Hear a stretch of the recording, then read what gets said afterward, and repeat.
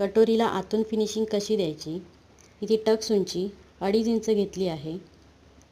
1.5 inch Tux रुंदी घेतली आहे. खाली बाहेरील कटोरीचा भाग ठेवलेला आहे. अशा पद्धतीने स्टिच केल्यावर बाहेरील बाजू सारखीच आतील बाजू फिनिशिंगनी दिसेल.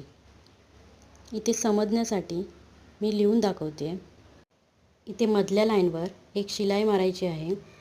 शिलाई मारल्यामुळे दोन्ही कटोरीचे भाग सरकत नाही. त्यानंतर दोन्ही कटोरीपैकी कुठली तरी एक कटोरी अशा प्रकारे फोल्ड करायची. टक्स उंची खुणा करून शिवून घेऊयात.